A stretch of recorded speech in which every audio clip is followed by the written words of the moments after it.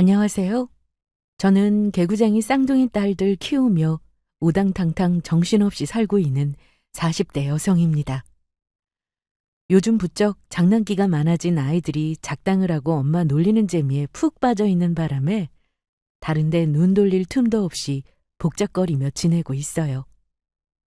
아이들 학교 보내고 나서야 간신히 한숨 돌리곤 합니다.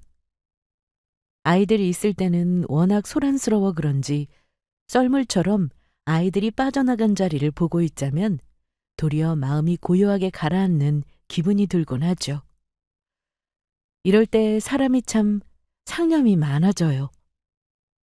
한동안은 그 시간이 참 어색하게 느껴졌는데 요즘 친구들로부터 이 채널을 소개받은 이후로 잔잔한 가운데 다양한 인생사 들으면서 심신의 위로를 받고 있습니다. 지금이야 많이 안정이 되긴 했지만 이렇게 몸도 마음도 일상으로 돌아오기까지 저도 제법 애를 먹었습니다. 결혼하신 분들이야 시댁과 크고 작게 마찰을 겪는 일이 일상 다반사겠습니다만 저는 제가 생각해도 그 정도가 심했어요. 뭐 그렇게 잘난 놈이라도 아들 가진 유세란 유세는 다 떠는 시어미 밑에서 살다 정말이지 사리가 나오는 줄 알았습니다. 너 지금 너 혼자서 잘 먹고 잘 살겠다는 거야? 내 집에 시집 왔으면 우리 식구지. 식구들 다 내팽개치고 네 입 하나 채우면 그만이다 이 말이야? 아이고, 동네 사람들 다 비웃을 소리를 하고 계시네요. 누가 어머니 식구예요? 어머님이 단 한 번이라도 저를 식구로 받아들여 준 적이 있으세요? 입에 침이나 바르고 거짓말하세요. 식구는 무슨... 딱 듣기에도 사이좋은 고부간이라 보기는 어렵겠죠? 맞아요. 결혼 생활 내내 시어머니와의 관계는 그야말로 최악이었습니다. 그렇다고 제가 노력을 해보지 않은 것도 아니에요. 저는 할 만큼 했다고 생각합니다. 그러나 어느 인간관계라 하더라도 한쪽만 노력해서 되는 관계가 있겠습니까? 저 혼자 노력을 하고 또 하고 그리 용을 써봐도 며느리 그저 만만하게만 보고 우습게 여겼던 시댁 식구들의 진정한 식구로 받아들여지는 일은 없었습니다. 애초에 시댁꼴이 저 모양이라는 걸 알았더라면 제가 미치지 않은 이상 저 집으로 시집을 갔겠습니까? 저 인간들도 처음에는 제법 멀쩡한 사람 행세를 했었죠. 특히 남편이라는 인간이 더더욱 그랬습니다. 남편을 처음 만난 건 대학 연합 동아리 활동에서였어요. 남편은 저를 처음 볼 때부터 관심을 표했으나 사실 저는 남편한테 별로 관심이 없었습니다. 그도 그럴 만한 게 외모로 보나 조건으로 보나 제 쪽이 월등히 나은 편이었습니다. 다른 남자들처럼 자기가 관심 주는데 왜 무시하냐며 적반하장으로 굴었더라면 진작 떨곤 했을 텐데 그래도 머리는 굴릴 줄 아는 사람이었어요. 제가 관심 없다는 티를 대놓고 내자 깔끔하게 떨어져 나가는 줄 알았습니다. 제 주변 인맥을 여기저기 기웃거리며 저에 관한 정보를 수집하고 다닌 줄은 결혼 전까지만 하더라도 꿈에도 몰랐어요. 치밀해도 참 못돼 처먹은 방향으로 치밀한 인간이었죠. 남편이라는 작자는. 당시 만나던 남자친구가 바람을 피워 다소 껄끄럽게 헤어지고 나서 만만치 않은 취업 준비까지 겹치게 되니 나름대로 당차다고 자부했던 저도 힘에 부치더라고요. 그때 남편이 다시금 제게 접근을 했습니다. 그렇게 조금씩 연락이 오가면서 저도 모르게 제 힘든 사정도 조금씩 털어놓게 되고 의지를 하게 되더라고요. 그렇게 연애를 시작한 남편은 저랑 만나면서 간이고 쓸개고 다 빼줄 것처럼 유난스럽게 굴었습니다. 저도 여자인지라 저 없으면 죽는 신용이라도 할 것 같은 남자 모습을 보면서 저도 모르게 어깨가 으쓱했습니다. 저렇게 나 좋아서 어쩔 줄 모르는 사람이라면 결혼해서 살아도 안에 속 안 썩이고 평생 저 배신할 일이 없을 사람일 거라고 생각했습니다. 결혼할 남자라고 남편을 집으로 데려갔을 때 부모님 반응이 썩 좋지는 않았습니다. 출신 학교로 보나 집안으로 보나 다니는 직장으로 보나 뭘 봐도 객관적으로 제가 아까웠으니 왜 안 그러셨겠어요. 다소 처지는 자식이라 할지라도 내 자식이 아깝다고 할 판에 보이는 모든 것이 마음에 차지하는 사윗감이었으니 저희 부모님 그러시는 게 이해가 가지 않는 게 아니었습니다.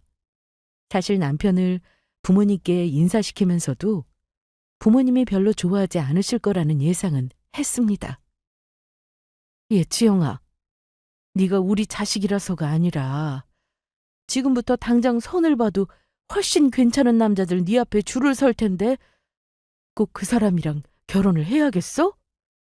그래. 아빠도 사실 그 사람 별로 마음에 들질 않아.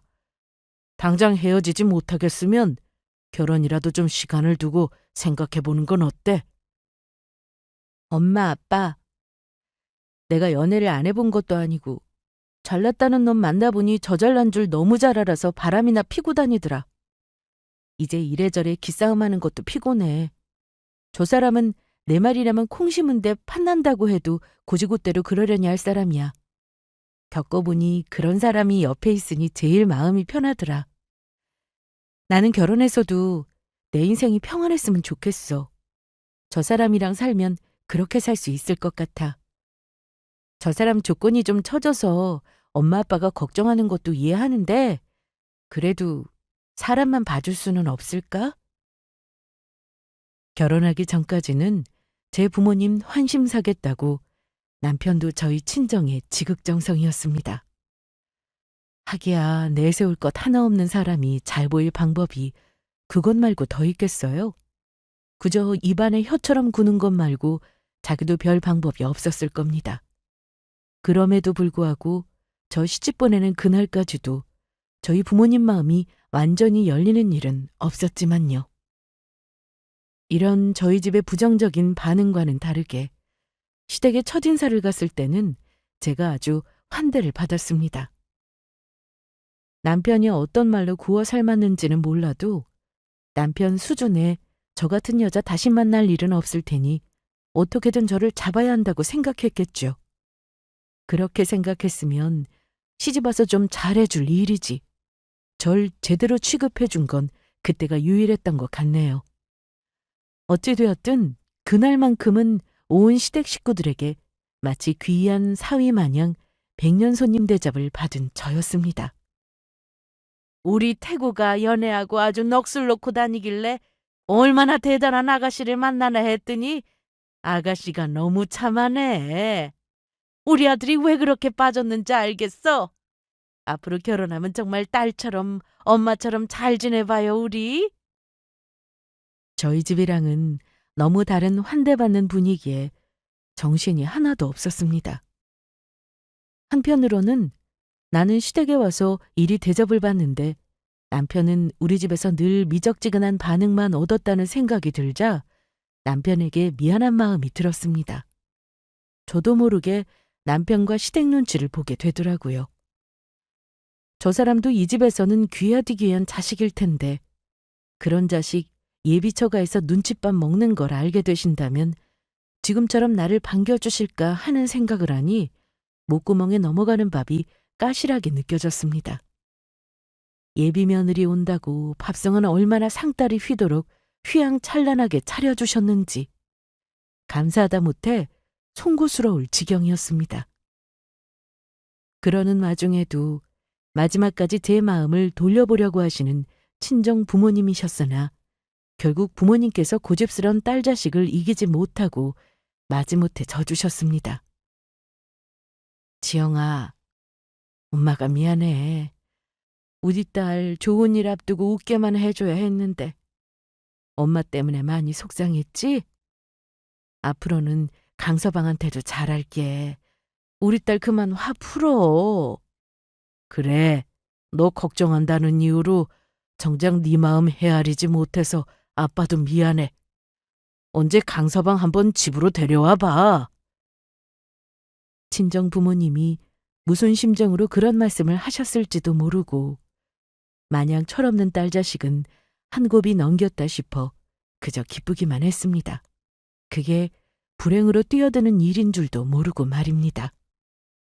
결혼식 날 저는 제가 세상에서 가장 행복한 신부라고 생각했습니다. 남편은 여전히 제 말이 세상의 진리라고 된양 굴었고 시댁에서는 귀한 손님 모시듯 저를 대했습니다.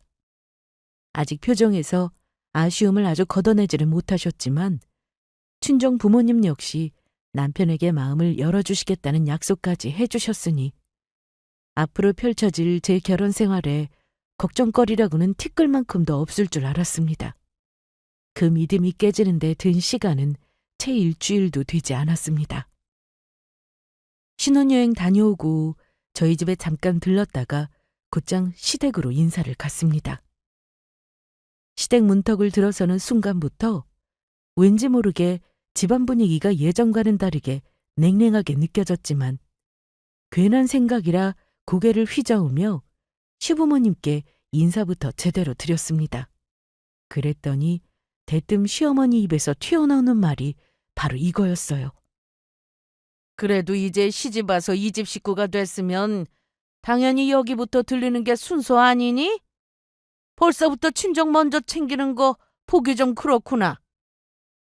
저를 딸처럼 생각하시겠다며 간드러지던 시어머니 목소리는 언제 그랬냐는 듯이 싸늘하고 고압적이기 짝이 없었습니다.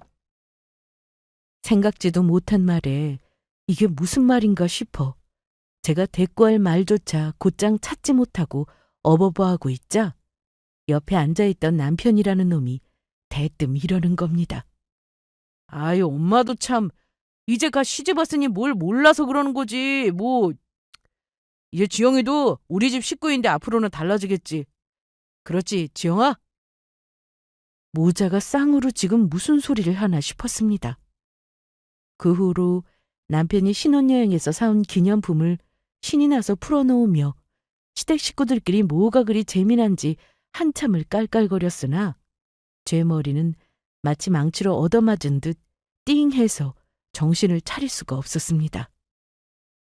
태구 씨, 아까 도대체 무슨 뜻으로 그런 말을 한 거야? 우리가 우리 집 먼저 들른 게 그렇게 잘못한 일이야? 이럴 때는 보통 친정부터 먼저 들른다며. 우리가 거기 길게 있었던 것도 아니야.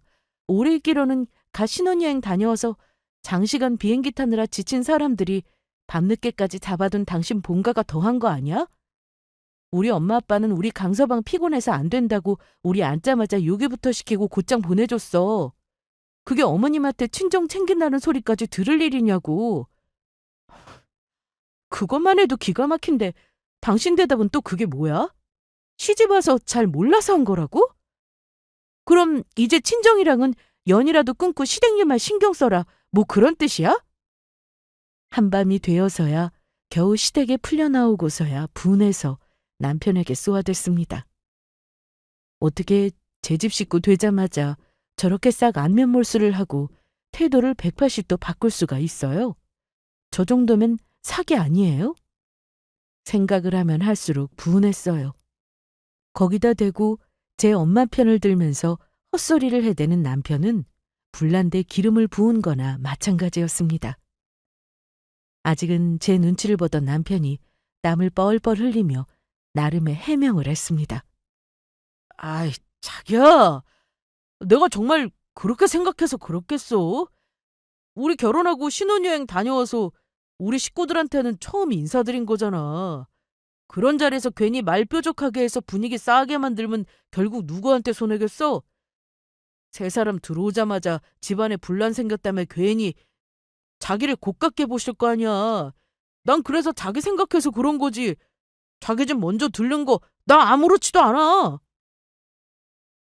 지금 생각하면 말 같지도 않은 변명이지만 워낙 한순간에 뒤바뀐 시어머니 태도에 당황을 한지라 솔직히 저도 어떻게 대응을 해야 할지 갈피를 못 잡고 있었습니다. 상황이 이렇게 된 마당에 결국 믿을 건 남편뿐인데 저 사람까지 적이라고 생각하면 정말 답이 없었습니다. 그렇게 그 말도 안 되는 상황을 어영부영 넘기고 말았어요. 결혼 직후에도 여전히 회사 생활을 하고 있었기에 새로운 생활에 적응하랴, 회사 생활하랴, 몸이 두 개라도 모자란 나날들을 보내고 있었습니다. 그런 와중에 가장 스트레스였던 건 시도 때도 없이 걸려오는 시어머니 전화였어요. 어머님, 제가 업무 시간 중에는 전화 받기 어렵다고 말씀드렸잖아요. 혹시 다른 급하신 일이라도 있으신 거예요? 얘가 아주 세상 일은 혼자 다 하는 것처럼 유세를 떨어? 너 지금 네 남편보다 좋은 직장 다닌다고 시위하니? 여자가 시집을 왔으면 가정생활에 충실한 게 첫 번째지. 너 벌써부터 이렇게 어른 말을 우습게 여기면 내가 너를 믿고 우리 집을 맡길 수 있겠어? 결혼 직후부터 시어머니한테 며느리인 제 존재는 아들보다 잘난 조건으로 당신 귀한 아들 기를 죽이는 얄밉고 괘씸한 여자였습니다. 대체 저를 이렇게까지 미워하고 고깝게 볼 거면 애초에 왜 자기 아들하고 결혼하도록 내버려 둔 건지 이해가 안 갈 지경이었어요. 어디 그뿐인가요? 결혼 전에 저를 공주 떠받들듯 하면서 제 환심을 사려고 갖은 애를 쓴 건 오히려 시어머니 쪽이었습니다. 제 입장에서는 뒤통수를 맞아도 이보다 더 거하게 맞을 수가 없는 일이었습니다.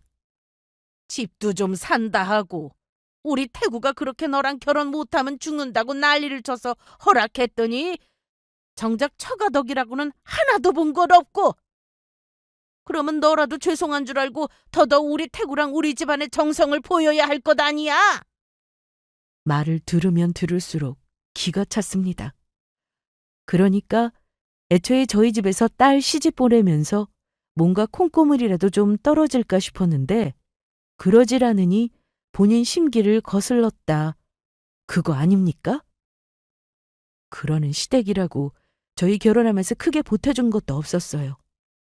집은 애초에 반반해서 마련하기로 했으나 제가 모아둔 것이 더 많았으니 사실 반반도 아니었습니다. 저희 친정에서 신혼집 마련해주지 못할 형편은 아니었으나 가뜩이나 남편을 탐탁지 않게 생각하시는 저희 친정 부모님한테 신혼집 해달라는 얘기까지 꺼내고 싶지는 않았습니다.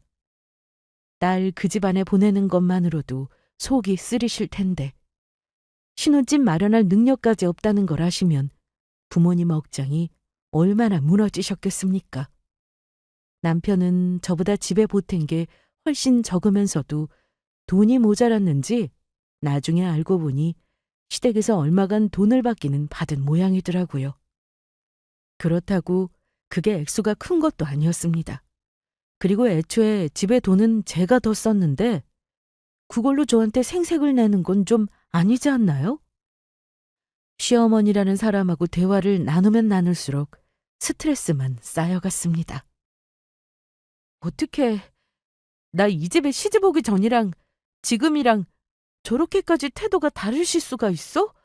나 정말 이런 대접 받으면서 당신이랑 살아야 해? 엄마가 워낙 자식들을 아끼셔서 그래서 서운해서 더 저러시는 걸 거야. 자기 나랑 사는 거지 우리 엄마랑 사는 거 아니잖아.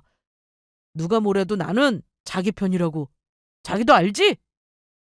아직 완전히 안심할 단계까지는 아니라고 생각했는지 시어머니보다는 남편이 더 얕게 굴었습니다. 이미 하는 행동에는 변화가 있었으나 그래도 입으로는 항상 제 편이라는 소리를 입에 침도 안 바라고 내뱉은 남편이었습니다. 사실 제가 믿을 게 그거 말고 또 뭐가 있었겠어요?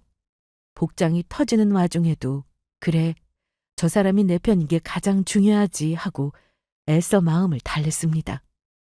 결혼식까지 끝나 같이 사는 마당에 이제 와서 결혼을 물릴 수 있는 것도 아니고 저도 모르게 자꾸만 합리화를 하게 되더라고요. 시어머니가 저를 못마땅해 하는 건 당신 아들보다 제가 잘났다는 것만이 전부는 아니었습니다.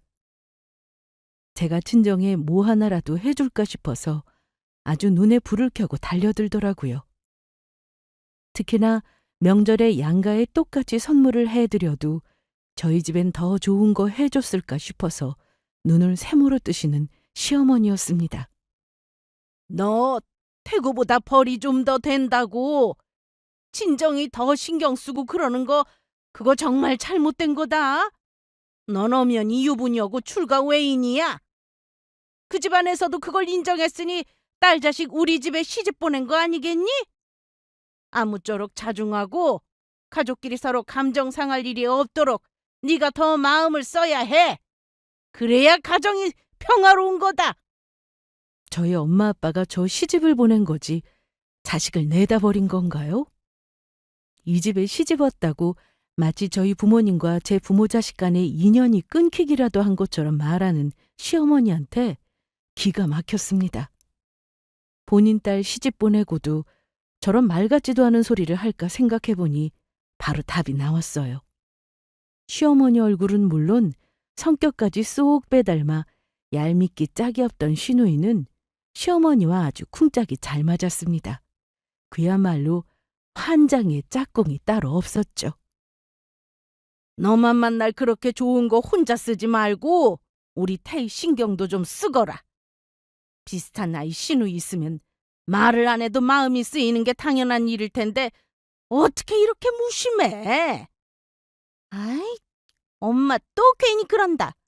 언니 신경 쓸 거 하나도 없어요. 나 그런 거 바라고 그런 사람 아니야.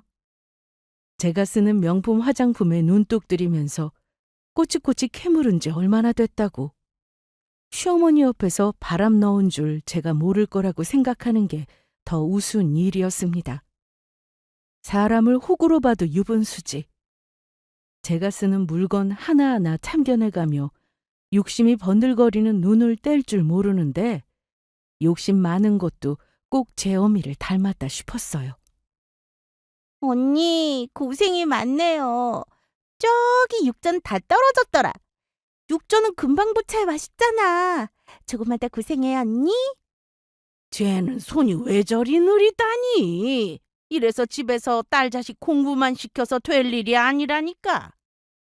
그러는 제 딸년 손에 물 한 방울 안 묻히고 육전만 처먹고 있는 꼴 그대로 두고 저만 죽어라고 부려먹는 시어머니였습니다. 그때 제 뱃속에 우리 딸 쌍둥이가 벌써 5개월이 다 되어가고 있었어요. 아이가 둘이라 그런지 아직 5개월을 채우지 않았는데도 배가 제법 많이 나와 있었습니다. 점점 호흡도 가빠져 오고 있었는데 몇 시간을 불 앞에 서 있자니 정말 죽을 맛이었어요. 임신한 마누라가 이 고생을 하고 있는데도 거실에서 좋다고 술이나 처먹고 있는 남편 놈을 뒤집개로 쥐어 패고 싶었습니다. 당신 식구들이 임신한 마누라 그렇게 잡돌이를 하는데 술이 넘어가? 나 같으면 애들 잘못될까 걱정돼서라도 그러고 있지를 못하겠다. 내가 지금 남의 자식 가졌어? 당신은 아빠 아니야? 결혼 전만 하더라도 나한테 뭐든 다 해줄 것 같이 굴더니 이제 결혼했으니 볼장 다 봤다는 거야 뭐야? 내가 그동안 당신 식구들한테 좀 잘했어? 우리 집에 뭐라도 더 해줄까 싶어 쌍심 지켜는 당신 어머니 때문에 우리 엄마한테는 좋은 거 하나 제대로 못 해드리면서 어머님한테는 달마다 선물이다 뭐다 하며 좀 갖다 바쳤어? 아가씨한테는 또 어떻게 했는데? 내 물건 하나 편히 못 사고 뭐 하나 살 때마다 아가씨 것까지 사다 바치면 눈치란 눈치를 다 보게 만들고 내가 무슨 당신 식구들한테 빚이라도 졌어?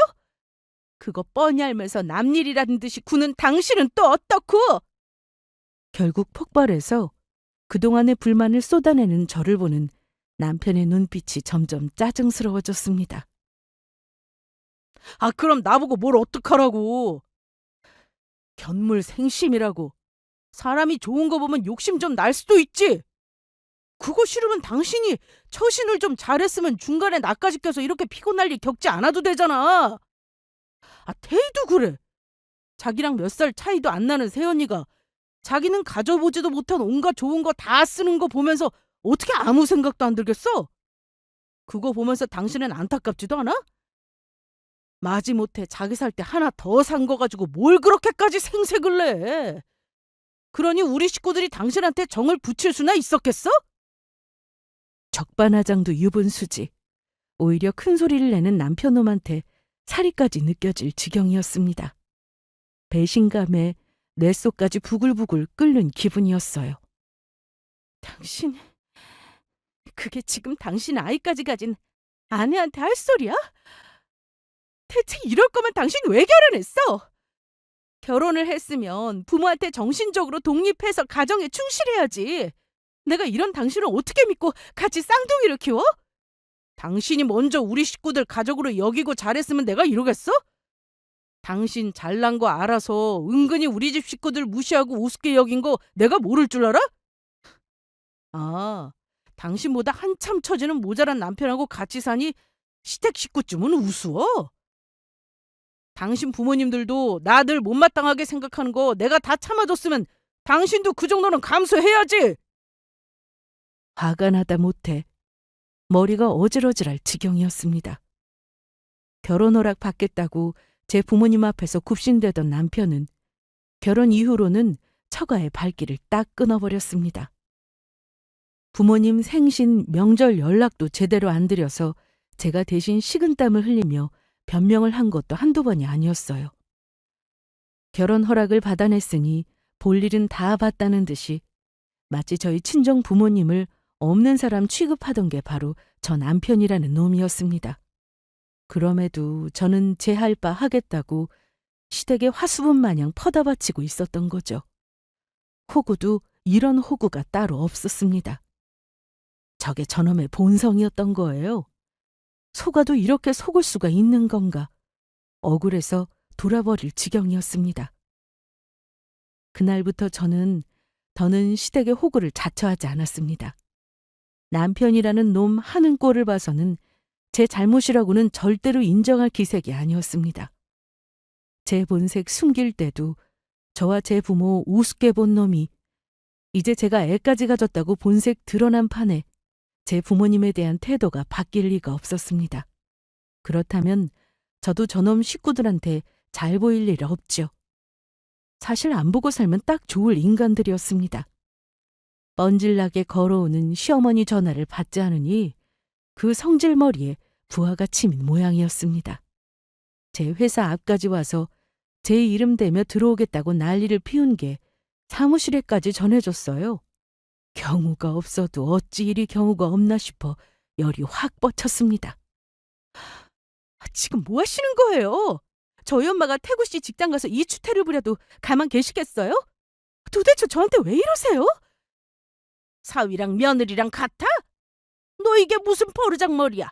감히 어른 연락도 못 본 척 너희 집에서 이렇게 배웠니? 이제 그 집 식구라면서 또 우리 부모님은 왜 끌어다 욕하시는데요? 어머니 정말 적당히 좀 하세요. 저도 정말이지. 참을 만큼 참았던 터라 처음으로 시어머니 앞에서 큰 소리를 낸 거였습니다. 저 사람이 뭐라고 내가 그렇게나 눈치를 봤나 싶어 허탈할 지경이었습니다. 당신 아들한테 또 무슨 말을 한 건지 퇴근하고 돌아가니 남편이 도끼 눈을 뜨고 저를 기다리고 있었습니다. 당신 엄마한테 그게 무슨 짓이야? 당장 가서 사과드려. 내가 미쳤다고 사과를 해? 네 엄마 무슨 짓 했는지는 못 들었니? 너 아주 이혼당하고 싶어서 작정했어? 너 계속 이따위로 굴면 뱃속에 애고 뭐고 너랑은 계속 못 사니까 그런 줄이나 알아.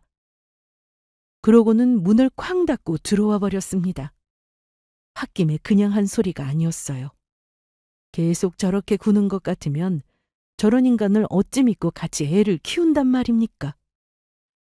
제가 생각보다 강경하게 나오자 남편도 그제야 아차 싶었던지 방문 앞에서 빌빌대기 시작했습니다.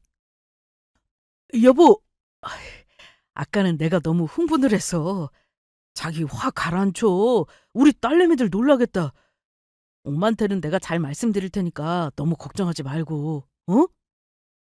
그때라도 그만 그놈하고는 갈라서야 했는데 당장 이혼 도장 찍고 싶은 마음 만만이면서도 뱃속 아이들을 생각하니 차마 이혼을 결심하기가 쉽지가 않았어요. 서러움에 눈물을 또르륵 흘리면서 생각한 건 따스한 엄마의 품이었습니다. 하지만 아이까지 품은 딸이 남편과 시댁에서 이런 대접을 받고 있는 줄 알면 무너져 버릴 엄마를 생각하니 차마 친정으로 달려갈 수조차 없었습니다. 본인들 자손 잘못될까 봐 걱정은 됐는지 아니면 남편이 또 무슨 말을 한 건지는 몰라도 그러고 아이 낳을 때까지는 시댁도 좀 잠잠했습니다. 그렇다고 완전히 돌아선 제 마음이 다시 돌아올 리는 만무했지만 말입니다. 그렇게 행복하기만 해도 모자랄 시기에 아이 아빠에 대한 원망이 가득한 채로 우리 가연이 나연이가 태어났습니다. 제 아빠와 친가 식구들 미운 것과는 별개로 제 눈에는 그저 사랑스럽기만 한 귀엽고 소중한 아이들이었습니다. 바라던 손자가 아닌 손녀라고 별로 눈길도 주지 않던 시어머니와는 달리 저희 아이들을 바라보는 친정 부모님 눈에서는 꿀이 뚝뚝 떨어졌습니다. 특히 저희 친정엄마 눈은 감격에 촉촉하게 젖어 있었어요. 치영아, 어쩜 이렇게 너 갓 태어났을 때랑 똑같이 생겼는지. 유전자가 정말 신기하긴 하구나. 너 막 낳았을 때 생각도 나고. 우리 딸 많이 아팠지? 정말 고생했어. 제 자식 봤다고 입이 귀에 걸린 남편한테도 못 들은 말을 해주시는 엄마 때문에 눈물이 핑 돌았습니다. 지금 제가 속으로 무슨 생각을 하고 있는지 아시면 엄마의 기쁨의 눈물이 피눈물로 바뀔 것 같아 마음이 찢기는 듯 했어요. 아이가 하나도 아니고 둘이나 되었기에 육아휴직은 불가피했습니다. 그럼에도 아직 미처 추스르지 못한 몸으로 신생아를 둘이나 보는 일은 벅찬 일이었어요.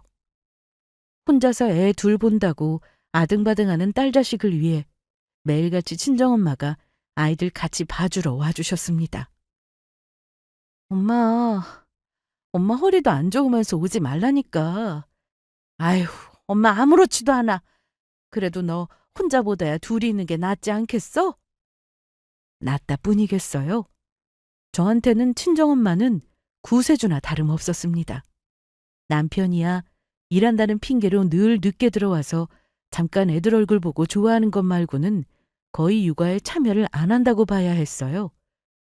어차피 도움 안 되는 인간이니 모른 척 했으나 일이 없는데도 야근 핑계를 댄다는 걸 진작 눈치채고 있었습니다. 시댁이야 더 말할 것도 없었죠. 행여나 애 봐달라고 부탁 한번 할까 싶어 전에 없이 몸을 사리는 꼴을 보니 상대도 하고 싶지 않았어요. 그동안 결혼하고 제가 겪은 고초를 한 번도 엄마한테 털어놓은 적은 없었으나 친정엄마가 저희 집에 드나들기 시작하면서 점점 엄마도 눈치를 채기 시작하셨습니다.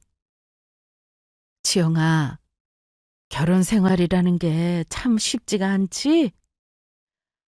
엄마도 겪어봤잖아. 살면서 답답함을 못 견딜 것 같거나 그게 아니더라도 엄마는 언제나 너 필요할 때 같이 있어줄 거라는 거 알지? 자식은 부모한테 창피하고 그런 거 없는 거야? 차마 자존심에 부모님 상처 줄까 봐 제가 차마 털어놓지도 못하는 걸 알고 하시는 말씀이셨어요. 그날 엄마 가시고 아이 재워놓고 숨죽여서 얼마나 울었는지 모릅니다. 하늘 아래 저 위해주는 이들은 친정 부모님 뿐이셨습니다. 아이들 이제 겨우 스스로 제 몸 가눌 정도로 자랐을 무렵 부쩍 속이 더부룩하다는 말씀을 자주 하시는 엄마셨어요. 엄마, 자꾸 아픈데 참지 말고 병원에 가자. 자꾸 고집 부리지 말고. 안 그러면 내가 억지로라도 끌고 갈 거야? 당장 내일이라도 나랑 같이 가. 아유, 애들 때문에 집 밖으로 얼씬도 못하면서 무슨. 알았어. 엄마 내일 병원 꼭 갈 테니까 애기들 보고 있어. 저 어릴 때도 만성 위염을 달고 사셨기에 또 위험이 도졌나 싶었어요. 아무래도 딸 자식 평온하게 살지 못하는 걸 보니 더 스트레스를 받으신 건 아닌가 마음이 쓰였습니다. 그러나 뜻밖에도 엄마의 병명은 위염이 아니었어요. 지영아, 어떡하냐? 너희 엄마 암이란다. 결과 나오는 날 동행한 아버지가 울먹이는 목소리로 제게 전화를 하셨습니다. 엄마가 암이라니 생각지도 못한 결과에 휴대폰을 쥔 손이 벌벌 떨렸습니다. 그 길로 아이 둘을 이고지고 친정으로 내달렸습니다. 아이고, 아우 얘가 이게 무슨 일이야? 애들 바람 들어. 엄마 아프다고 이러고 뛰어온 거야? 아유, 엄마 괜찮아, 지영아. 괜찮긴 뭐가 괜찮아. 엄마, 엄마! 엄마를 위로를 해드려도 모자랄 판에 엄마의 암 발병 소식에 그간 참았던 서름까지 한꺼번에 터져버리고 말았습니다. 그 가족 같지도 않은 인간들한테 시달리는 동안 내 엄마 얼굴이나 한 번 더 볼 것을, 미리 병원 한 번 모시고 갈 것을, 후회가 끝도 없는 눈물로 쏟아져 내렸습니다. 그날로 저는 거의 친정으로 출근을 하다시피 했습니다. 아침마다 애들을 이고지고 뒤도 안 돌아보고 친정으로 향하는 제게 남편이 뾰족하게 굴었습니다. 가정 있는 여자가 친정 나들이도 하루 이틀이지 집에 붙어 있을 일이지 어딜 자꾸 싸돌아다녀? 나들이 같은 소리하고 자빠졌네. 당신 장모님 위암이란다. 한 집에서 제 자식 봐드리면서 우리 엄마가 아픈 줄도 몰랐지? 너 같은 놈도 사위라고. 어차피 애들 보는데 보탬이라고는 안 되면서 내가 어디서 애를 보든 무슨 상관이야? 나 건드리지 마. 안 그래도 터지기 일보 직전이니까. 그렇게 소리를 버럭 지르고 나와버렸어요. 내 부모가 중하지, 나를 가족으로 취급하지도 않는 남편놈이나 시가인간들이 뭐라고 하든 이제 알 바 아니다 싶었습니다. 그저 하루라도 엄마 곁에 더 붙어있고 싶었어요.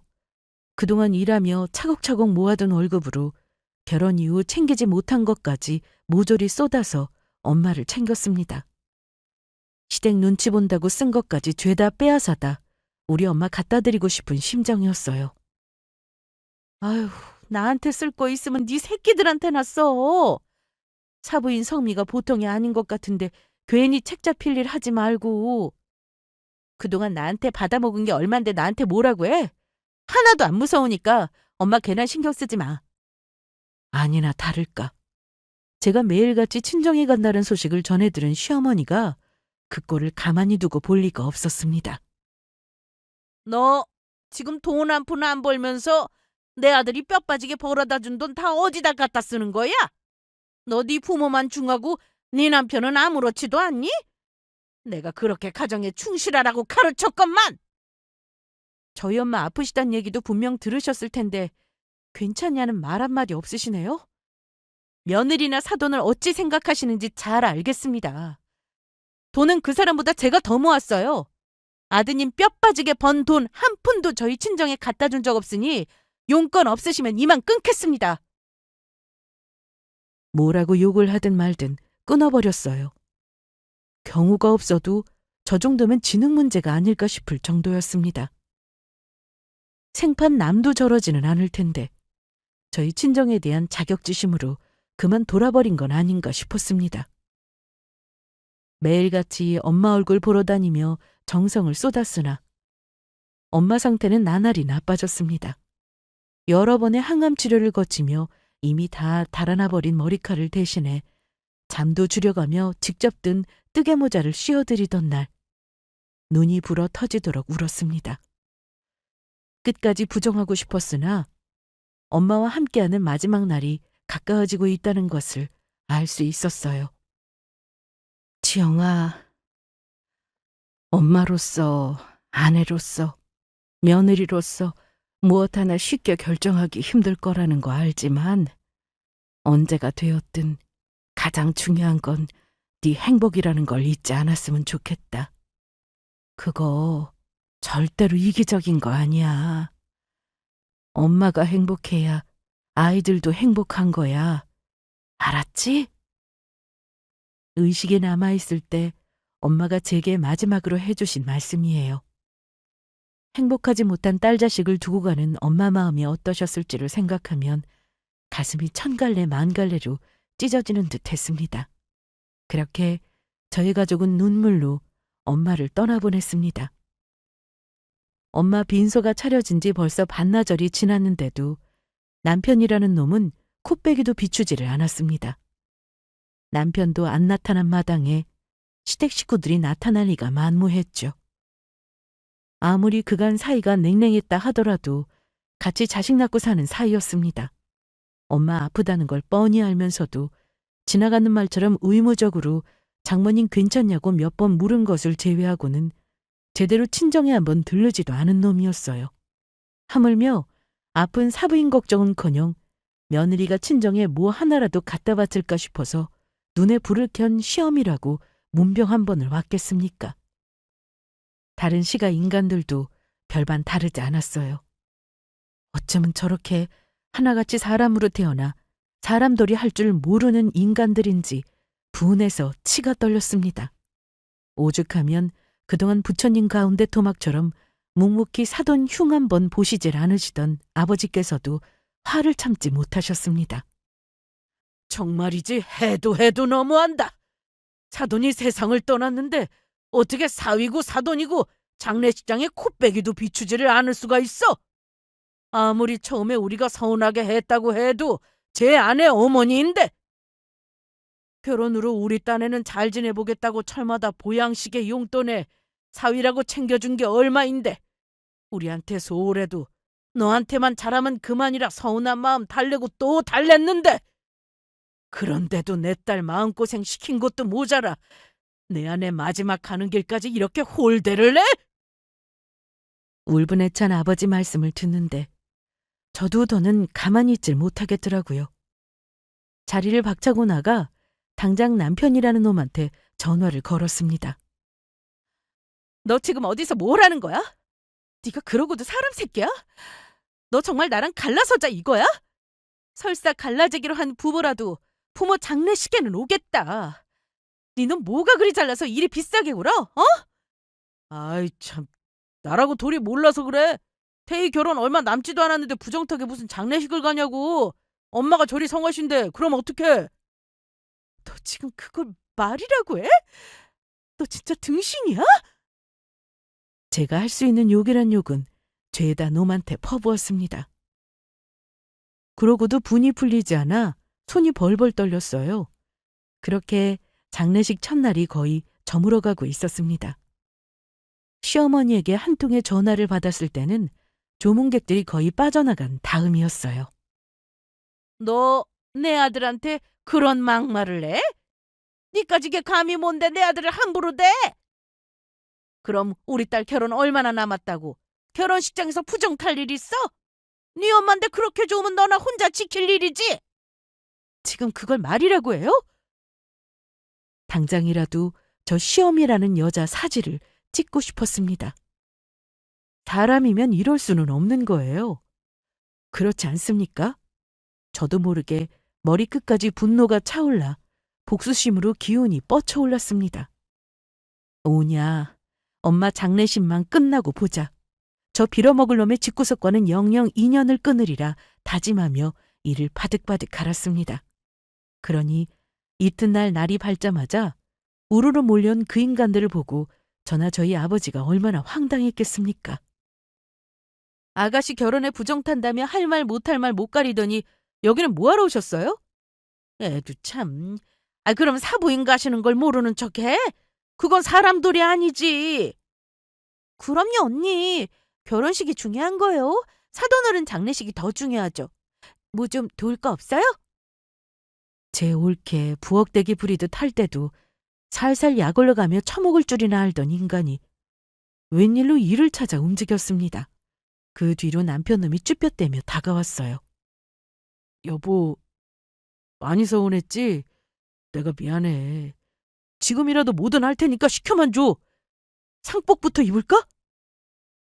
어딜 감히 가족 행세를 하려 듭니까? 상복이라니 어림도 없는 소리였습니다. 저기 가서 조문객분들한테 육개장이나 날라. 우리 엄마 마지막 지켜주겠다고 와주신 귀한 손님들이니까 깍듯하게. 알았어? 저 인간들이 절대로 속셈 없이 여기까지 행차했을 리가 없었습니다. 저 시커먼 속내에 또 어떤 더러운 계산이 있을 줄 알고 저것들 하는 짓을 곧이곧대로 믿겠어요? 그러기엔 제가 당한 게 너무 많았습니다. 엄마 힘들어 죽겠어.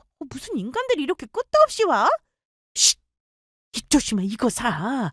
네 새언니 앞으로 돌아올 유산이 한두 푼이 아니라는데 이럴 때 바짝 땡겨야 할 거 아니야? 그러면 그렇죠.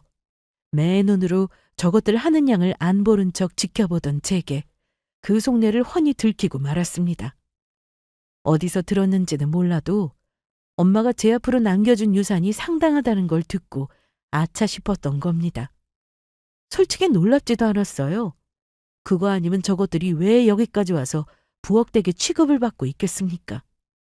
진작 저희 친정 식구들은 물론 장례식장 직원들까지 싹 빼고 장례식 내내 시가 인간들을 하인처럼 부려먹고 있었습니다.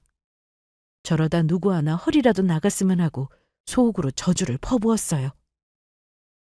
장례식 끝나고 시가 인간들도 꼴이 말이 아니었어요.